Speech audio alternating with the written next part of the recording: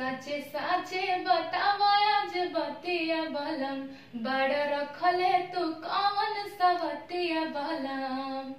देखो तानी खेला तोहर कोई महीना से राजा जी रतिया में पलटी ना से मिले तुझे कवना हसीना से। प्रणाम नमस्कार, हम पवन पांडे सबके गोड़ लगता नहीं और जौन प्यारा आवाज सुनी हर हुआ राज नंदनी के आवाज ना और ई गोपालगंज जिला से बारी लेकिन पटना में भी बारी पूरा फैमिली के साथ ही रही और गाना बजाना के सुरूर बा और बहुत सारा इनकर गाना आयल भी बा थी बहुत सारा लोग कलाकार लोग के साथ आयल ना बराबर अभी कलाकार लोग के साथ आयल बा और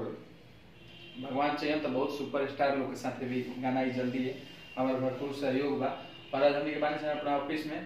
और ये प्यारा वीडियो सब कैसे देखा होता है कि पब्लिक के रिव्यू अच्छा मिले से अभी मेरे को पीडी फिल्म से गाना छोड़ रहे इनकर आलमराज के पहला बार हम इनका से गाना गोल में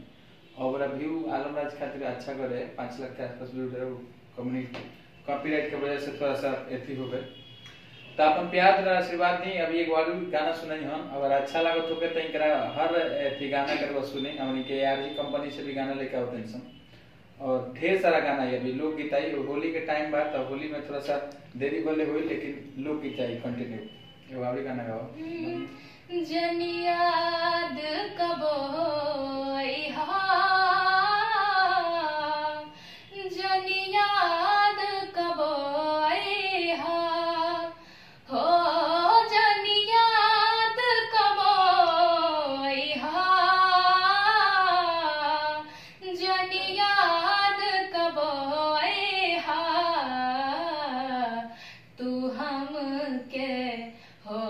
तू हम के भुला गईला हम तोह के भुला जाइब ए जान तू हम के भुला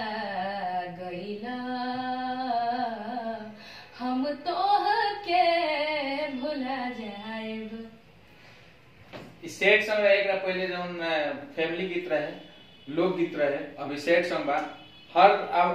गाना में इनकर आवाज परफेक्ट बा बिना ऑटो ट्यून के आवाज लगल तो वो सब सुनत हो के आवाज तो बिना ऑटो ट्यून के आवाज इतना अच्छा लगता जब स्टूडियो में ऑटो ट्यून के साथ गए तो कितना प्यारा लगी तो वो भी गाना नहीं सुन लेंगे तो यूट्यूब में जाके राजनंदी देखिए राजनंदी को सिंगर वाले पहले पुराना में बाजी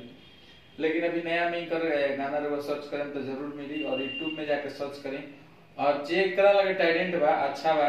हमारा हर वीडियो के वो सब जे भी सिंगर के हम अपना वीडियो के माध्यम से वो सबके देखले बनी तो सब प्यार से बात देखे उनके टॉप लेवल पे ले गए तो सबसे आग्रह बनी होड़ा बा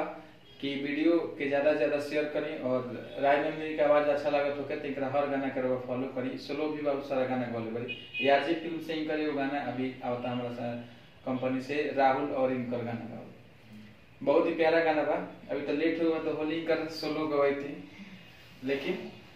लोकगीत आई जबरदस्त आई अच्छा भाई और कोशिश कर कि खेसारी जी के साथ जल्दी आए इनकर आवाज में